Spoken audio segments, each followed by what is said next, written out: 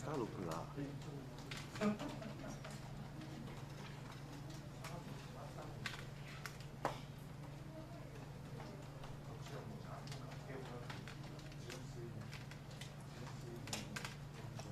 なんか熱くない？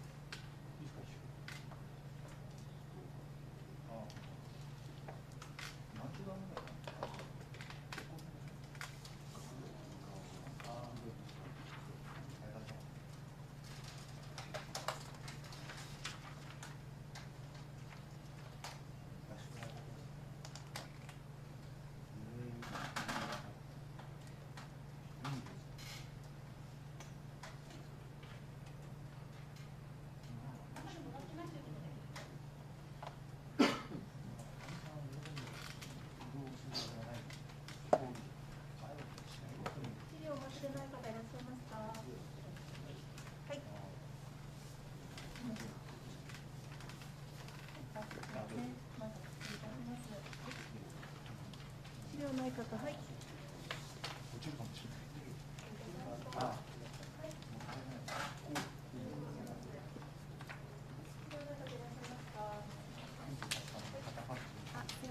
はい。どうぞ。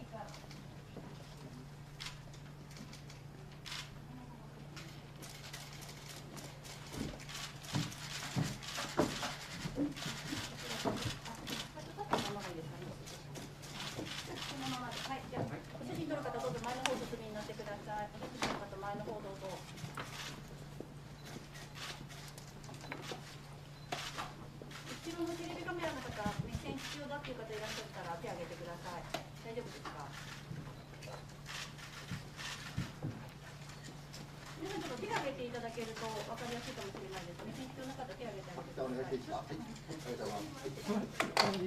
す。お願いします。こちらもお願いします。ありがとうございます。お願いします。ありがとうございます。お願いします。この辺りもお願いします。ありがとうございます。この辺でいかがでしょうか。よろしいでしょうか。はい、でこの辺でお願いいたします。お戻りになってください。お待ちいただいて。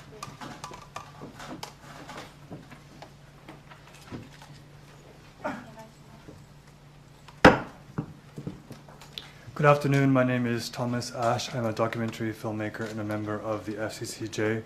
It is my honor to be the MC for this press conference with Rina Gonoi, former member of the Ground Self-Defense Force. Ms. Gonoi suffered daily verbal and sexual abuse while she was serving in the Self-Defense Forces. She's here today to talk with us about what happened to her and about the recent developments in her case.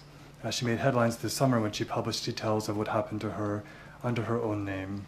And she was, this month, she was named one of Financial Times' 25 most influential women of 2022.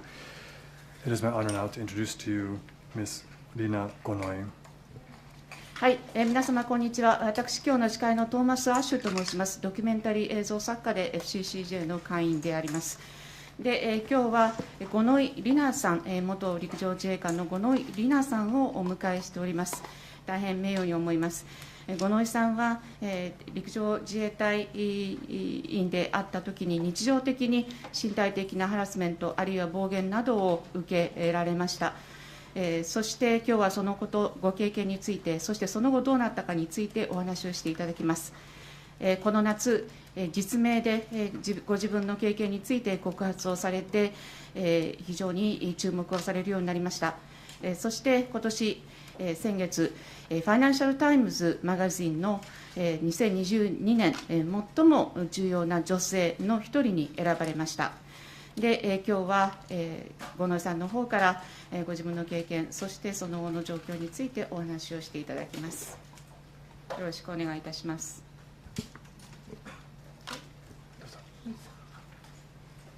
この度はお集まりいただきありがとうございます。私は2020年4月に陸上自衛隊に入隊し、教育訓練を終えて、2020年9月中旬に福島県郡山駐屯地の部隊に配属されました。Thank you for gathering for this press conference. I joined the Ground Self-Defense Force in April 2020. After the new recruitment training, I was attached to a unit in Koriyama Post in Fukushima Prefecture. そこでは日常的にセクハラを受けていました。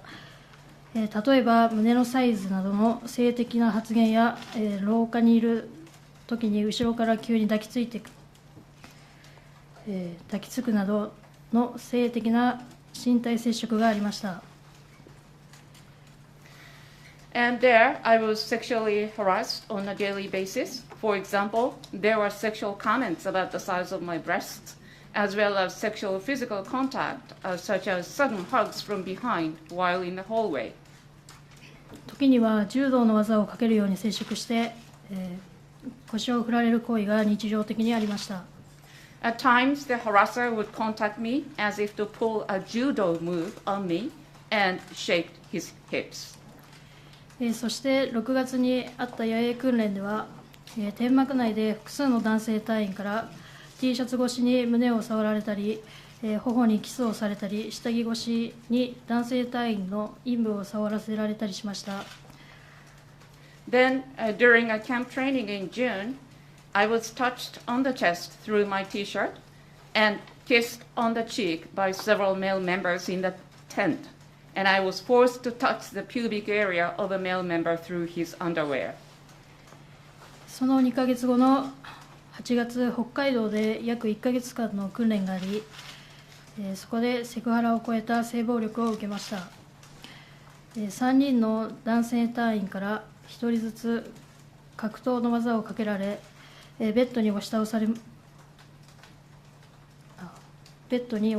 ました。2 months later, in August, I was subject to sexual violence beyond harassment during a month-long training in Hokkaido, where I was wrestled by 3 members, one by one, and pushed down on the bed. 男性隊員は私に覆いかぶさり、股を広げて正常位のような体勢で何度も腰を振る行為をしてきました。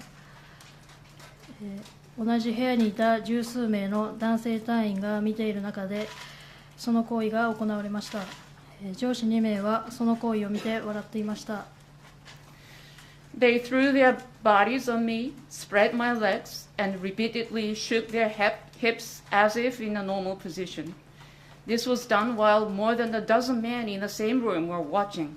The 2 supervisors watched and laughed at the act. その後、被害について自衛隊の総務人事課にあたる一課に報告しました。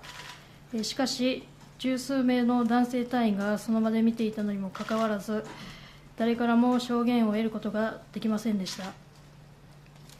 I then reported the damage to the Section 1 of the SDF in charge of General Affairs and Human Resources. However, we were unable to obtain testimonies from any of them, even though more than a dozen male members were there to watch. 自衛隊内の犯罪捜査をする警務隊に強制わいせつ罪として被害届を提出しましたが、不起訴処分の結果になりました。その後、検察審査会に不服申し立てをした結果、今年の9月に不起訴不当となり、再捜査されることになりました。現在、この再捜査中です。I filed a damage report to the Police Affairs Unit within the SDF, which is responsible for investigating crimes within the SDF, as a crime of indecent assault. But the case was not prosecuted.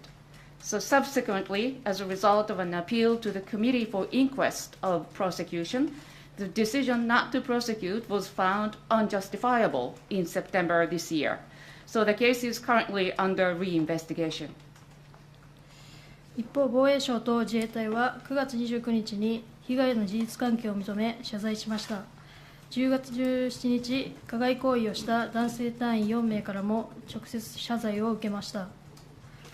Meanwhile, on September 29th, the Ministry of Defense and the Self-Defense Forces acknowledged the facts of the damage and apologized. And on October 17th, the 4 male members who committed the assault also apologized in person immediately afterwards.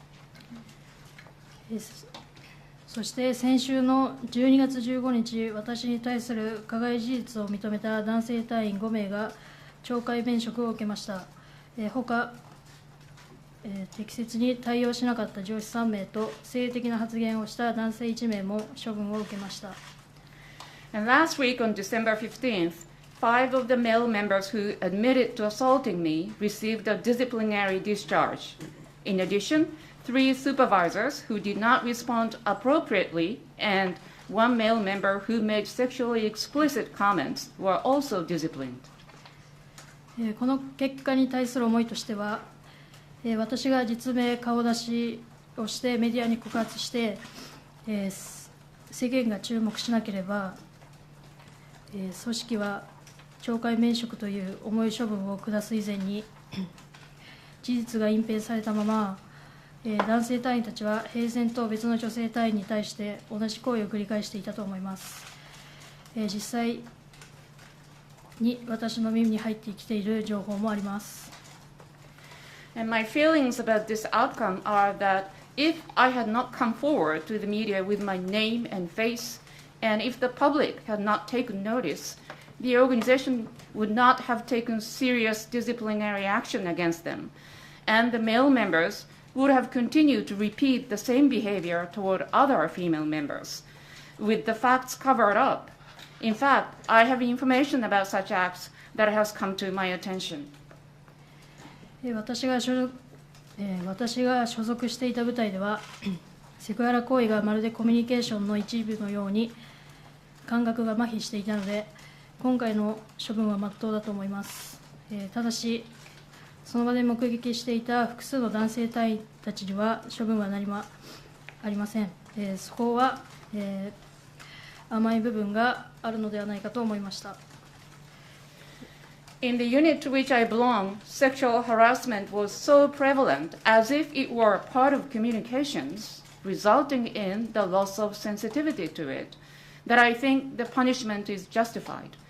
However, there is no punishment for the several male members of the unit who were there to witness it. So I thought it was a little too lenient on them. 世間が注目したから重い処分を下したと思われないように、これからはハラスメントに対する処分を厳格化することでハラスメントを根絶してほしいです。I hope that the SDF will eradicate harassment by tightening the punishments for the perpetrators so that the public will not think they disciplined those members just because of the public attention. 近況についてお伝えします。現在、検察庁が再捜査をしている段階ですが、加害者3名に弁護士がつき、示談交渉を提示されています。And let me share with you what happened afterwards. Right now, the public prosecutor's office is investigating the case, and the 3 perpetrators, through their lawyers, have contacted me for settlement negotiations. その際に相手側から個人責任を問われるか疑問があるがとして、謝罪の意思を表すために1人約30万円の示談金を提示されました。And they offered me to pay 300,000 yen per person, while also stating that they have doubts whether they will be personally liable for it. 30万円は力並みの金額だと聞いています。それよりも個人責任を問われるか疑問があるという言葉を見て非常に残念に思いました。I heard that the 300,000 yen is comparable to the damage for molestation, but more than that, I was so depressed to hear that they have doubts about their personal liability. この直前までは、被害届を取り下げるか速やかに示談に応じるつもりでしたが、速やかに示談に応じるつもりでいました。しかし、この一言で、事の重大さを軽く受け止めているのではないかと、呆れ、驚きました。And just before this offer of the settlement, I had intended to withdraw my report or take the settlement offer as soon as possible. But when I heard that statement, I realized that how lightly they took the seriousness of this matter, and I was appalled and shocked. 加害行為をどう受け止め、どのように責任を取るのか、代理人を通して改めて質問している段階にあり、その回答を待っています。その回答の結果によって、国を含めて、民事訴訟をするか検討したいと思っています。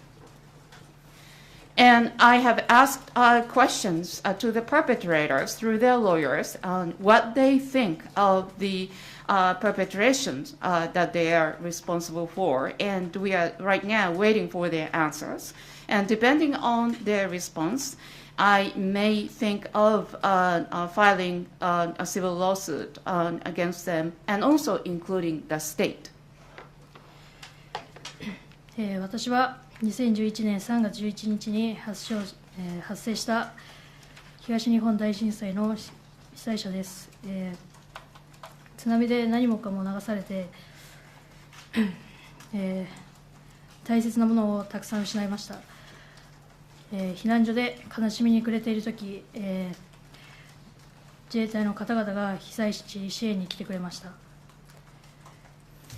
I'm one of the victims of the 2011 March 11 Great East Japan earthquake and tsunami, and everything was washed away by the tsunami, and I lost so many precious things. And but when I was in the evacuation shelter, there were SDF members who came to support us while we were staying there in great grief. その時自衛官の方々はまだ小学生だった私に優しく声をかけて励ましてくださり、被災者たちのために必死に働いてくださいました。その姿は、今でもはっきりと覚えています。The members of the SDF who came to help us encouraged me, still an elementary school kid then, and they worked so hard in order to help all of us. And I still very clearly remember how they worked. 私はあの時に出会った自衛官のように、信頼され感謝されるような自衛官になりたいという志を持って、自衛官になりました。それがやっと2年前に叶い、今度は私が助ける場になったのだという使命感を抱いていました。そんな中、このような被害に遭い、一生の傷を負いました。自衛隊には今でも感謝していますが、この被害についてはしっかりと責任を取っていただきたいと思います。And at that time, I decided that I also want to become a self-defense force member, officer who will be trusted by the public and who will be appreciated by the public. And that's why I decided to become the member of the self-defense forces. And 2 years ago, that dream of mine finally came true. And I thought that it was now my turn to help others. And that was the mission that I thought that I would pursue in my career. However, because of this incident, that left me a permanent damage on me. I'm still grateful to the self-defense forces, but I do hope that they will take the full responsibility for what has happened to me. 告発したことにより、世間に注目され、温かい言葉をいただくこともたくさんありましたが、一方でたくさんの誹謗中傷にもさらされています。ネット上での誹謗中傷については、被害届を出しています。現在捜査中です。以上になります。And after I came forward with this experience of mine, it got a lot of attention from many people, and many people actually gave me such encouraging words. But on the other hand, I was also subject to so many libels and slanders. And about the online libel, we have now filed a report of the damage, and now the case is pending for investigation. Thank you so very much, Ms. Gonoe, for your courage in sharing your story. I would like to begin the Q&A by asking you a question which relates to what you just told us about the significant abuse that you have received online. If you were willing, would you please share with us what you thought about before you came forward with your name? If there was some kind of concern or worry that you had. In Japan, there's an expression, the nail that sticks up gets hammered down.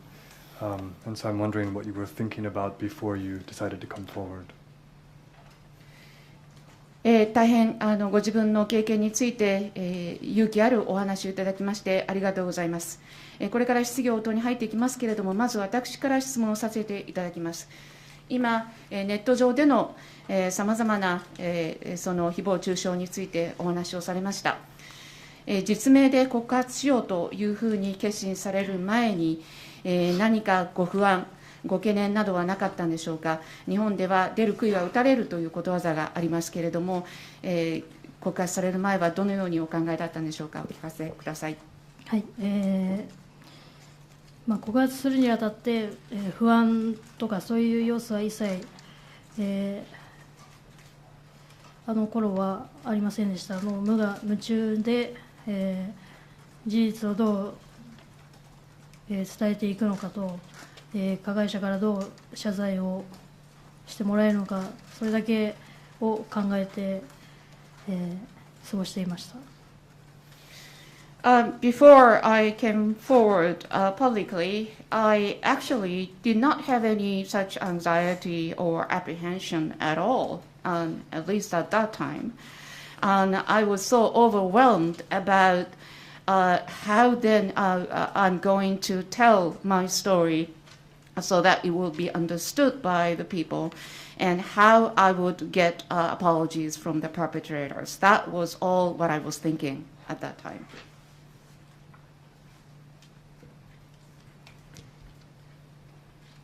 I would now like to open the floor to to questions from our working press members. I'll begin first with a question that we received online.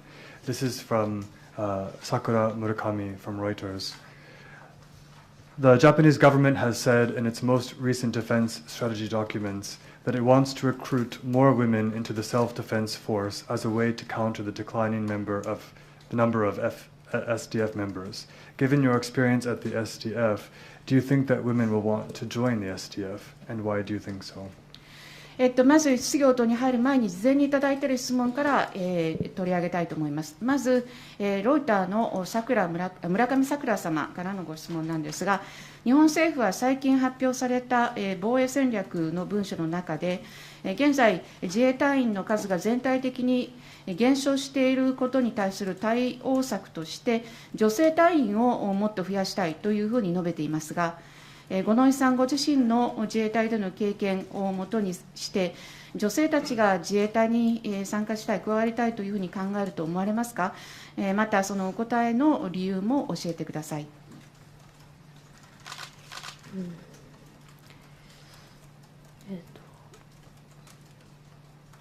女性、隊員も男性隊員も一緒ですが、男女が働きやすい環境に、なるまでにはもう少し時間がかかるのではないかと思ってます。なので女性隊員を募集する前にしっかり内部をもっと働きやすい環境、ハラスメントを根絶させるような働きをしてほしいと思っています。Whether it is female or male members of the SDF, I do hope that the working environment for them will be much better. But I think that it will take some time before that will be realized. So before thinking about recruiting more women into the self-defense forces, I do hope that they will take measures, full measures, so that they can eradicate harassment. We'll open the floor to questions from working press members. Please state your name and affiliation. Please. アークタイムズの尾形と言います。今日はどうもありがとうございます。五ノ井さんに伺いたいんですけれども、先ほどのコメントで、まず3人の隊員から謝罪を受けて、それで防衛省もですね、ああいう調査結果を出してですね、それで民事の方に行って、3人と対峙したときに、彼らが自分たちがそのライアブルかどうかわからない、これによって法的責任を負っているかわからないということを言い出してですね、それで考えが変わったとおっしゃってたと思うんですけれども、これはその隊員とかですね、防衛省自体の今回の対応が、これによって非常に表面的であって、本気でやってないということを感じ取ったということなのかというのが一つと、それがゆえに、先ほど民事訴訟ということをおっしゃってましたけれども、これは国家賠償を求める訴訟なのかということを伺いたいんですけれども、だからこそ、そういう意見があるからこそ、政府に対してもですね、もう一回、訴訟を提起するということを考えていらっしゃるのか、その2つお聞きしたいと思います。Ogata from Arc Times. So the three perpetrators apologized to you in person, and the Ministry of Defense has published that report. But when it comes to the civil case, the three perpetrators said that they have doubts about their personal liability, legal liability for the case. And you said that that changed your mind. So do you think that what the perpetrators have done and the Ministry of Defense have done so far have been very superficial, and that they have not really taken this matter very seriously? And my second question is that you refer to the possibility of filing a lawsuit against the state. Is it you are seeking damage under the Act concerning state liability for compensation? And is it because you think that what the government has been doing so far has been insufficient, and that is why you are taking this matter to the civil court? 質問、ちょっと。Can you do one at a time? Can you do... はい、最初の質問が補足していただいて、ちょっと短く。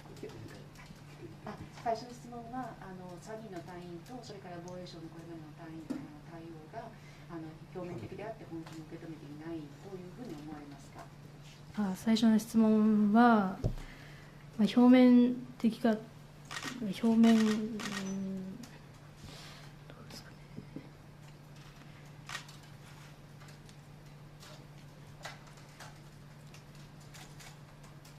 ね。直接謝罪も受けていろいろ受けましたが、結果そういう、相手側の弁護士から、個人責任を問われるかどうか疑問があるっていう言葉がある以上は、表面だけなのかなっていう捉えはしました。はい。As for the first question, although the three perpetrators actually apologized to me in person, but since their lawyers have now said that they have doubts about their personal liability, then I would have to think that their action has been superficial.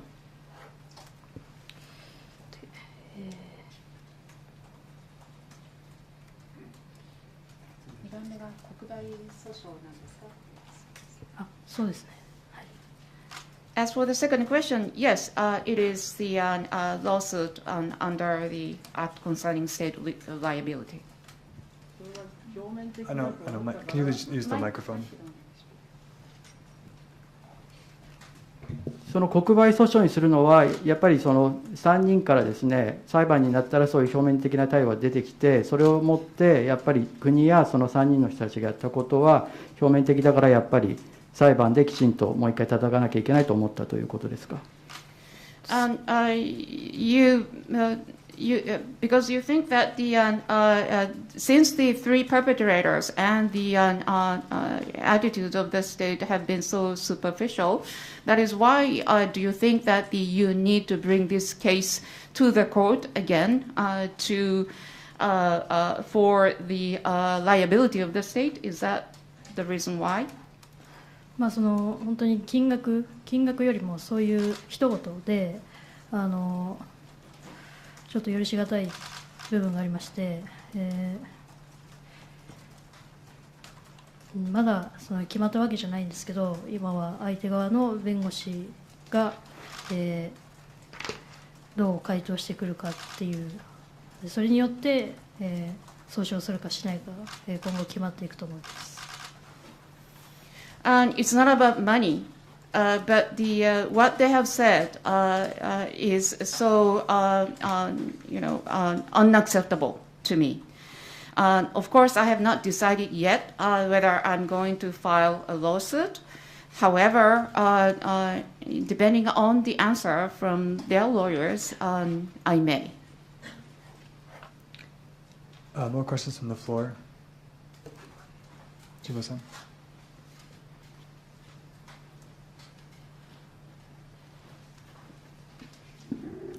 Thank you very much. Terry Jimbo with the Video News. I guess I'll ask questions in Japanese, if I may. じゃあ日本語で質問させていただきます。ビデオニュースの神保と言います。小野井さんね、とにかくまずカミングアウトされたことの、勇気をですね、非常に称えたいと思います。ただ、これだけの被害をね、受けながら、その国売にせよ、個人に対する損害賠償にせよ、逆にその躊躇される理由は何なのかと。当然やってしかるべきじゃないかというふうにことをされたと思うんですが、その言葉がなければそんな訴えるなんてことは考えてなかったっていうお話だったので、逆にその何がその実際に訴えることの躊躇させているのかで、同じくくりでですね、実際に今回そのような形でお名前とお顔を出されて告発をされてからですね、何か非常に五ノ井さん自身にとって不都合なこと嫌がらせを受けるとか脅しを受けるとか、何でもいいんですけれども、つまりその訴えたりすることによってどのようなまたそのような厳しい状況が続くかもしれないということが、その訴えを躊躇される理由の中にあるのかどうかも含めてですね、まずなぜ訴えを躊躇されるのか、それからカミングアウトされてからご自分が経験しなきゃならなかったことの中にどんなことがあったのか、2つをお願いいたします。Jimbo from Video News. First of all, I'd like to commend your courage to coming out on this, and you have suffered so much, and based on that, what is it that you did not first think about bringing this case to the court against the state, or seeking the damages for your personal injuries, and what would be the reasons for you to not really thinking about taking this case to the court? And the second reason is that after you came forward with your real name and face, what was your experience? Have you received the threats and have you been abused in various forms? And I wonder whether those things that you may have experienced might also constitute the reasons why that you may not think that you would pursue the court case against the state.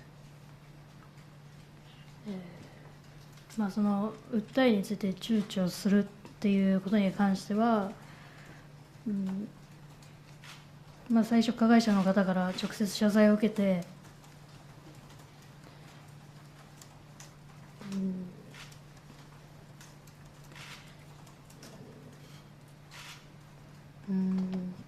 というかもともと戦う前に訴訟するっていう考えというのはなかったので、もうひたすら事実を認めて、謝っていただきたいっていう思いで戦ってきたので、訴訟に関する考えはなかったんですけど、直接謝罪を受けて、反省しているのかとは思っていたんですが、示談交渉の時にそういう、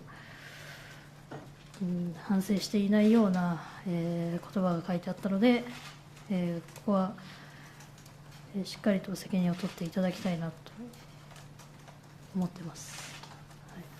About the reasons for the hesitation, actually, I did not think of bringing this case to court at all.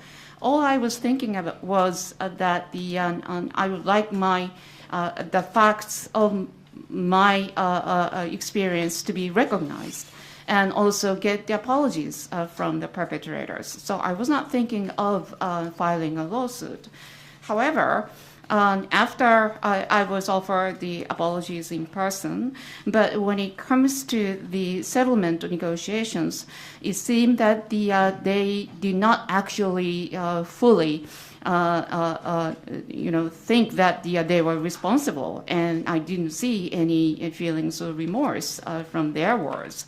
So I decided that I want them to be fully responsible for their acts.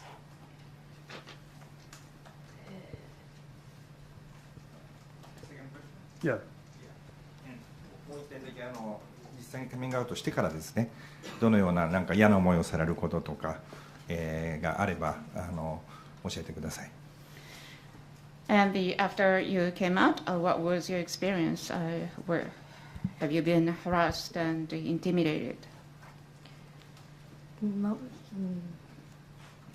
告発してすごい応援してくださる言葉っていうのはたくさんあってよかったんですけど、それ以上にそういう誹謗中傷が、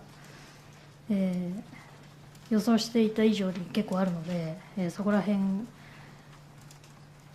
の、心の保ち方っていうのが結構大変かなって思ってます。そ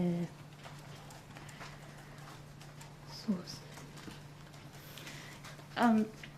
Yes, after I came forward, there were a lot of encouraging words that I received from so many people. But more than that, I received so many libels and slanders, which was more than I had expected.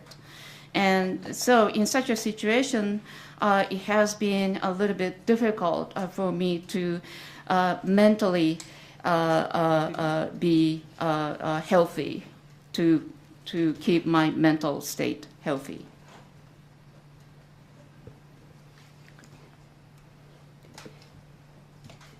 その訴訟については、まだ、決めたわけではないので、検討段階ということだけなので、はい。And as for the lawsuit, I have not made any decision yet. We have another question online, which I think can be a follow-up question to what you've just been asked. This question is from Yuko Kunieda, a free writer. The question is, was the mental therapist in your office at the Jietai useful or not? And how do you think about the situation of mental health care as a working in working in the self-defense forces. はい、関連した質問が、入っております、フリーランスの国枝優子さんからの質問ですが、自衛隊内のその心理カウンセリングなどは利用されましたか、それは、有用だったでしょうか、また、自衛隊内でのそのメンタルヘルスケアについて、どのようにお考えでしょうか。メンタルヘルスは自衛隊内で、休職期間中、何度か、通わせてもらったんですけど、話したら、相手に話したら楽になるとは思うんですけど、私はちょっと、同じ被害を話す時間が一緒だったら、こういう、メディアの方に話した方が記事にもなって、世間の方に、伝わるかなっていう考えだったので、同じ時間を過ごす時間を考えたら、どっちが、なんていうんですか、事実を認められる方向に持っていけるのかっていうことを考えた結果、あんまり私には、意味がなかったというか、なんていうんですか、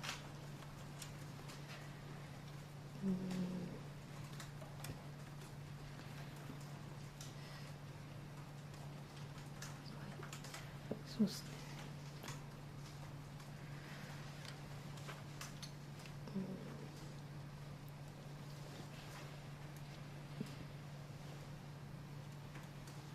あんまり、記憶に残ってないので、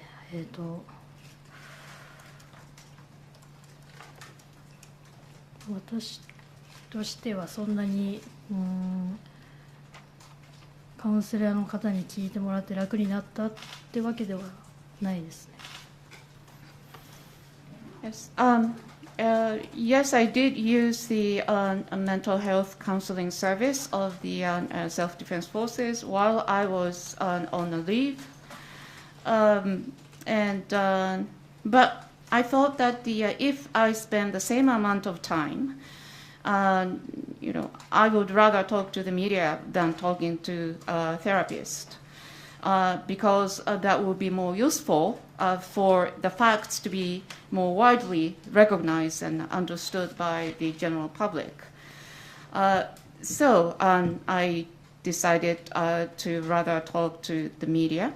And so for me personally, the mental health service in the SDF I found it not really meaningful to me.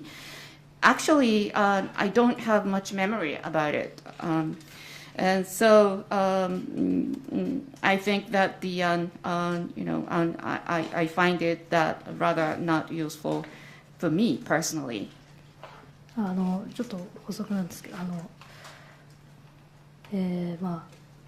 そのメンタルケアの人を話してもよかったんですけど、私の中でちょっと話したところで、加害者の男性隊員とか、私が所属していた部隊の人の証言が出るか出ないかといったら出ないと思ってたので、なんか私の中では時間の無駄かなと思ったので、あんまり、活用はしなかったです。Just to add, I may have felt, easier if I talked to the therapist about my experience. However, if I talk to the therapist, that would mean that the perpetrators or the other members of the unit would come forward with the testimonies. And I thought that it was a little bit of a waste of time for me talking to the therapist. すみません、東京新聞の望月と申します。4点ほど聞かせていただきます。短く。五ノ井さんがこのように訴えられてですね、やはり同じような被害に遭った、もしくはもっとひどかったとかですね、いろんな元の自衛官とか現役の方たちが匿名も含めてツイッターなんかで声が出てました。現状ですね、そういった方たちもみんなでまさに自衛隊側を訴えるというような動き、集団提訴みたいな動きはまず全然ないのかってことと、それから1個ずつ、はい。the Mochizuki from Tokyo Shimbun. The first question is about there have been so many reports and the stories shared on the Twitter and others from the former SDF female members or the active members of the SDF about their experience similar to Gono-san's or maybe worse than that. So I wonder if there has been any move toward all of them, filing a lawsuit collectively? 集団で訴訟ということはないです。No, there has not been such a move yet. それから、もし、提訴するしないにかかわらず、伊藤詩織さんのケースをずっと見ていると、やはり声を上げた女性に対するバッシングは、どういう場合でも非常にひどいものがあるというのは聞いてるんですが、それに対応するための、詩織さんの場合はブラックボックスという支援団体立ち上げられました。提訴するかしないか含めて、費用がいろんな意味でかかってくると思います。もしこういった支援団体が今できてて、寄付含めたこういった窓口があるというのがあれば、ちょっとご紹介いただきたいんですけれど。Second is that it has been the case with so many of the victims, including Ms. Shiori Ito in the past, who have been subject to heavy abuse after they came forward. And in case of Ito Shiori-san, she created an organization to support her called Black Box. And in your case, whether you are going to bring the law case or not, I'm sure you will have to spend a lot of money on various things. So is there any organization that has been established to help you? Or if so, can you share with us the information, including the possibility for making donations?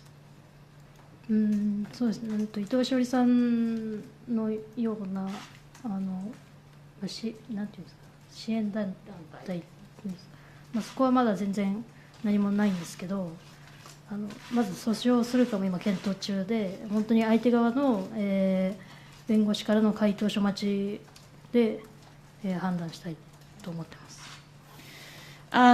No, in my case, there has not been any move to establish such a support organization. And as for the law case, again, we are still waiting for the answers from their lawyers and before making any decision. それはじゃあ、提訴すると、国を含めて提訴すると決めた場合は、何らかの団体を、立ち上げたい、もしくは支えたいという方は全国たくさんいると思うんですけれど、どなたかに託してそういうものができればなという思いはありますか。So, just in case you are going to file a lawsuit against the state and others, and then are you going to, or do you want to establish such an organization to help you through this process? Because I'm sure there are so many people who want to help you around the country.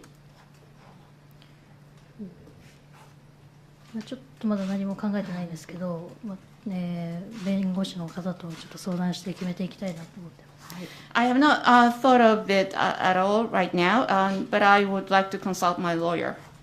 で、占領者ともまずで短く2つだけまとめて聞いちゃっていいですか。はい。1個ですね、だから個人的に問われるかは疑問だという弁護側の回答は、国側の訴訟代理人が言ったことなのか、それともその個人の30万支払いたいという、5人中3人ですか、そのうちの1人の個人の弁護士が言ってきたという理解ですね。わかりました。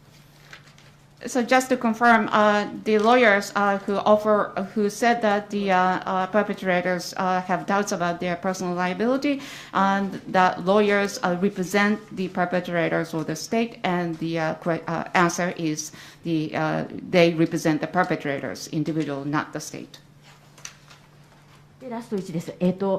国側がこれだけ五ノ井さんの訴えと、そして、多くの、メディアに報じられて、組織的なこういうことが、横行されているということを、重く見て任の懲戒免職したと思うんですが、五ノ井さんが言ったように、メディアが取り上げなければ、ここまで、世界も含めて騒ぎにならなかっただろうと。で今改善のための、組織改革やると言ってますが、国を提訴しなかった場合は、やはり五ノ井さんのように本当に被害に遭って、もっとこう変えていかなきゃいけないっていう、そういう体験をされた方たちが実際こういう改革に少しでもアドバイザーという形なのか分かりませんけれど、直接的に関わっていった方が、やはりより望ましい改革になるのかなと思うんですが、そういう直接的に今後、自衛隊のセクハラ・パワハラ改革に関わっていきたいとか、関わっていくつもりもあるというようなことはご意思ございますか。And lastly, I think the state realized how serious the situation is in the self-defense forces, that this kind of act is rampant in the organization, and that is why I think they have decided on this disciplinary action against the 5 perpetrators. But if you had not really come forward with your name and the media did not report widely, that would not have been realized either. But the government is thinking that it's saying that they are going to drastically reform the organization. But in the future, do you have any wish to be involved in the reform process of the SDF so that the such acts of harassment and the sexual violence will not occur in the future, and as a way of like in the capacity of an advisor or so forth? 特別防衛監察も、結果も発表されましたし、有識者会議っていうのも、行われたからちょっとまだ分かんないんですけど、その時になんていうんですかね、そういう被害を話す、そういう協力なんかありますよね。そういうので、何か今後の対策として協力できることであれば、していきたいなと思ってます。Yes, the special defense inspection report has been published, and the expert meeting is going to be organized. And if the testimony of my experience is useful in such a process, then I would be willing to offer my help. I'll take one more question from the working press table, and then please.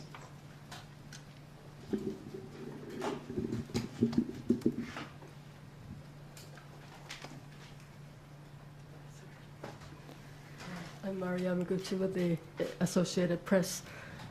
日本語で質問させていただきます。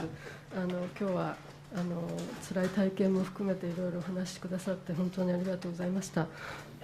それで、ちょっと比べるのは難しいかもしれないんですけども、その自衛隊というあんまり外からの目が入らない組織特有の何かハラスメントに対する、特にセクハラに対する問題があったと思われますが、あるいは、そうであるならば女性隊員がその自衛隊の中でどのような存在として見られているか、男性からですね、何を一番問題だと感じられたかで、それを何を変えてもらいたいかということがあれば教えていただければと思います。Yamaguchi from AP. First of all, thank you for sharing your experience, which I'm sure must be very hard for you to do. And it may be a little bit difficult to compare, but do you think that there is something peculiar to the SDF when it comes to this kind of harassment or sexual harassment? Because it is not open to the outside world. It's a closed organization. And how the female members of the SDF are seen by their male counterparts? Are there anything particular about the SDF in that regard? 訓練とかは、全然男女平等で、やってほしいっていうのはありますし、自分が、所属していた時も男女平等というか男女平等でやっていたんですけど、やっぱりそういう訓練が終わった後の、飲み会であったり、そういう、男性隊員十数名の中に女性隊員1、2名とか、そういう環境を作る、のが作るっていうのがちょっと改善していってほしいなって思ってますね。Yeah, in terms of training, I think both men and women were treated equally. And then in the case of my unit, we were treated equally as compared to my male counterparts. But after the training is over, such as over some drinks, there were occasions where there were about a dozen or so male members and then one or two female members. And I think, I hope that such a situation should be remedied or improved. Such an environment should not happen, I think. やっぱり山の訓練とかで結構そういうハラスメントというか、性被害とかそういう、パワハラもそうですけどが多いっていうのがあるので、天幕内にカメラをつけるとかそういう対策を取っていった方がいいんじゃないかっていうのは思いますね。And I understand there are more cases of harassment, including sexual and also the power abuses, when it comes to the trainings in the mountainous areas. So, for example, installing camera in the tent would be one idea that they can pursue, I think. We are reaching the end of the time, but there's still much interest in in hearing from you. So if we could ask Ms. Gonoi, would you be willing to stay with us for a few more minutes? もうお時間近づいているんですが、まだ大変多くの方が関心を持っていらっしゃいますので、もう少し伸びてもよろしいでしょうか。Yes.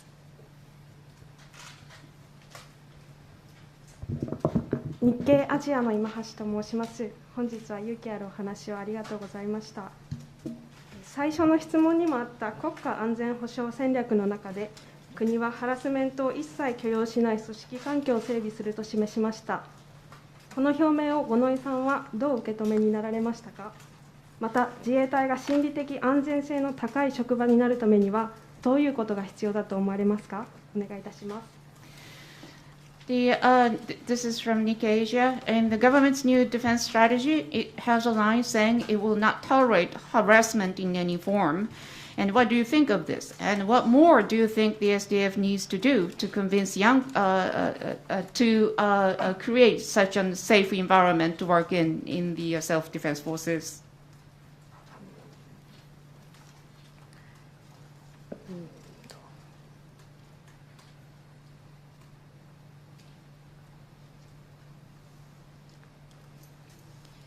そうです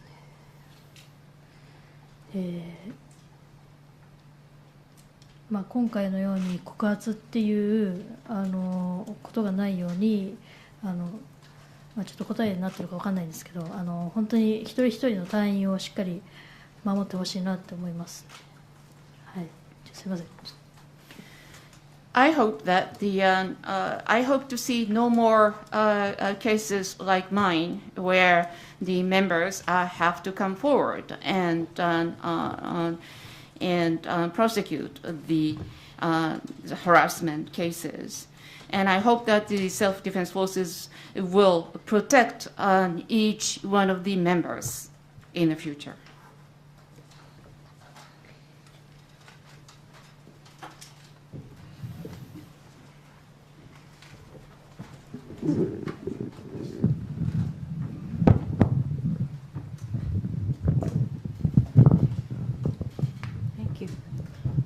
Thank you. My name is Sarah Yamasaki.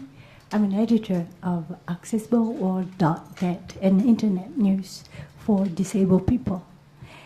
Have you seen the movie, a Hollywood movie called G.I. Joe? May I speak in the Japanese? Yes, may I? ハリウッド映画でG.I. Joe という映画をご覧になったことありますか？ないですね。負けない女の物語なんで、ぜひよろしかったら後でご覧になってみてください。はい、私の質問は一つ。実はジャーナリズムにも昔からパワハラ、セクハラたくさんあるんです。で、やはり男性社会、日本はどこも男性社会ですから、政治の社会もそうですけれども、表に出られないいろいろな組織の内部からの圧力、上司からの圧力、上司からのもみ消しというのをジャーナリストも女性記者もずっと味わってきて、表に出せてもらえることがないので、メディアそのものもたくさん問題があります。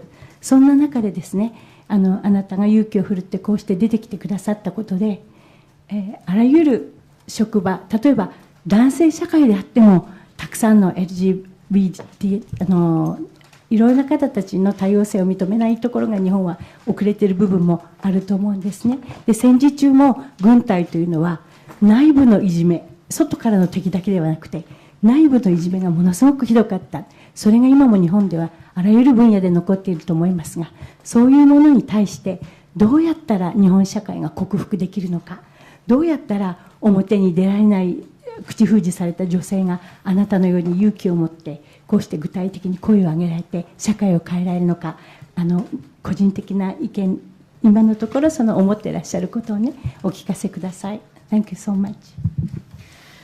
Actually, the power abuse or the sexual harassment has been rampant in the journalism in Japan too. Many women have been silenced due to the pressure from within the organization or pressure coming from your supervisors. And so the same issue exists in the journalism, in the media organizations. And you have come forward with such courage. And in order to create a society where the women will not be, or the victims will not be silenced and can come forward with the courage like you have displayed, and so that they can voice up. And what do you think would be needed in order to overcome such a situation?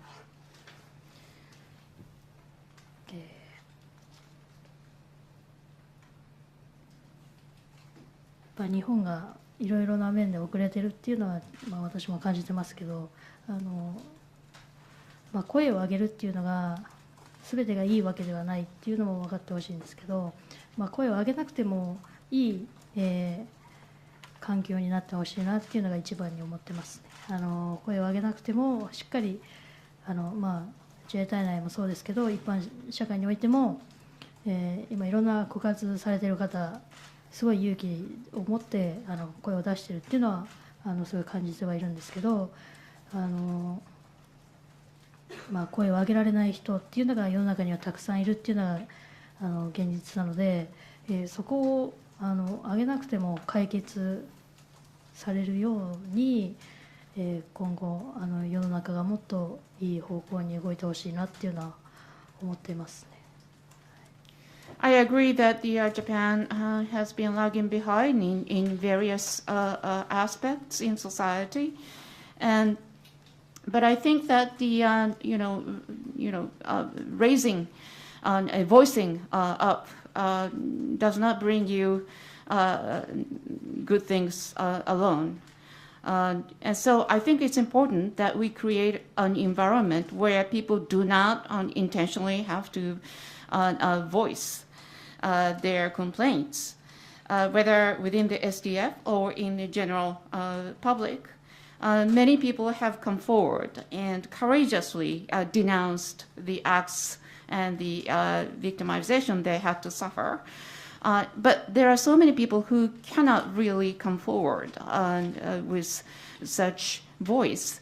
So I do hope that Japan will go into the direction where people do not really have to come forward in order to redress their victimization.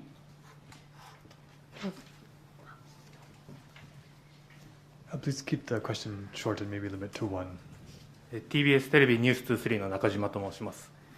今回の防衛省の処分で自衛隊は変わると思われますか。もう一点、五ノ井さんの今後の講演会などもされていましたけど、今後の活動についてはどのようにお考えでしょうか。Nakajima from TBS News 23. First question, do you think the SDF will change after these disciplinary actions? And the second question, you have been talking about your experiences in different occasions, but what is your plan for the future? 自衛隊が変わるか変わらないかについては、私個人としては、世の中の人が変わらないとか、表面化だけだって言いますけど、私は、変わると、信じてます。そう信じないと今回の告発した意味がないので、今回の告発した理由の一つとしても同じ、女性隊員の方が、新隊員もそうですけど、私のような被害に遭ってほしくないっていう思いで告発っていうのも選んだので、変わってもらわないと困りますね。で、今後に、ついてはas for the first question, there are many people who would say that the SDF will not change even after this, and their actions are superficial. But I believe that the SDF can change. And if they do not change, there is no meaning in my act of denunciation. And one of the reasons for my denunciation is that I do not want any other female members within the SDF to experience what I had to experience. And that's why I chose to come forward. ただ本当に、全隊員がそういう人たちじゃないっていうのを本当に分かってほしいですし、中には本当に、一生懸命働いている方がたくさんいるので、そこら辺は本当にそうですね、一部の人間っていうことも分かってほしいなって思います。はい、で、今後については、この間石川県の方で講演会をさせてもらって、一歩踏み出す勇気っていうテーマでさせてもらったんですけど、本当にその中でも来ていただいた人たちの中でもそういう同じ被害に遭っていたりとか、パワハラもそうですけど、そうですね、誰かのためになるのであればどんどん講演会というのもやっていきたいと思いますし、私は、もう幼い頃から柔道をずっとしてきて、今回もうここまでできたのも、昔から柔道をやっていたのが関係しているのかなって思っているので、私としては、私の軸としては柔道があるので、柔道を通して、同じ、被害に遭われた方とかと一緒に、柔道をして、心も体も強くなれるように、そういう活動をしていきたいなとは思ってますね。But just that, I want you to understand it's not all members of the SDF who acted like the perpetrators. So many of them are good people, and they are working very hard. It's only a handful of people within the organization, I believe.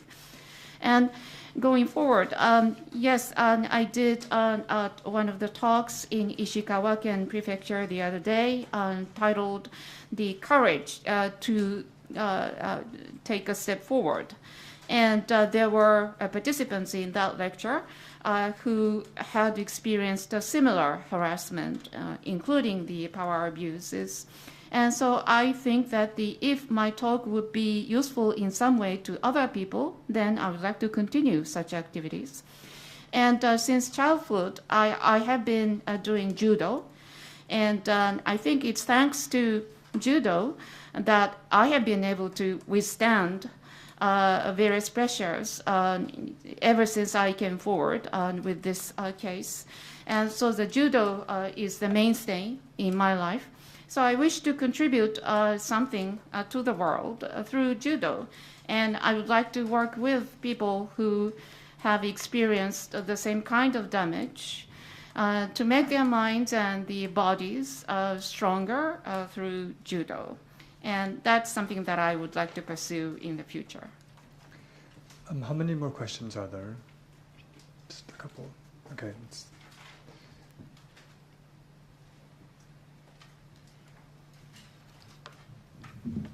NHK の小林と申します。2点質問があります。1点は先日、特別防衛監察に1400人の声があったという結果が発表されました。でその中で、3割がこれまで部隊に相談できなかったですとか、また3割が相談しても対応が不十分に終わってしまったという声がありましたが、この結果をどう受け止めましたかというのがまず1点です。でもう1点は、もともと被害について繰り返しお話しするというのはもう12月までにしたいということだったかと思います。日本では性被害を告発したりすると、ずっと被害者としてのレッテルが貼られてしまうというところもあるかと思うんですが、被害者としてではなくて、五ノ井さんの人生としてどういう生き方をこれから見せていきたいと思っていますか。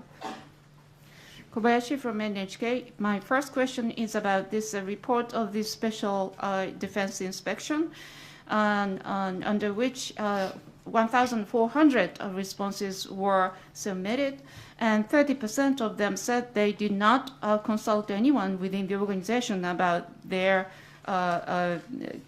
harassment cases, and 30% said that they did consult the organization. However, the response from the organization was inappropriate or inadequate. And what do you think about that?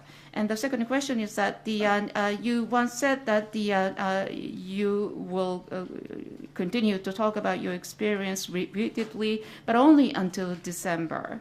And in Japan, those who came forward with their experience of sexual violence or sexual harassment tend to be labeled as victims.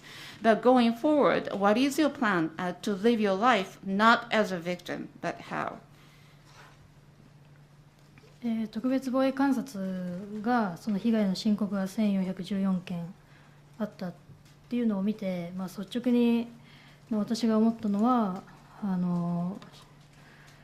正直こんなに少ないのかなと疑問には思いました。申告制でその中身も詳しく記入しなければいけないっていうのと、声を上げたくても上げられなかった人がいると思っています。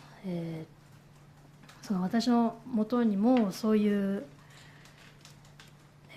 声を上げたくても、バレるのが怖くて上げれなかったり、上司の方からの圧があるっていうのを、結構多数、連絡が来ている状態なので、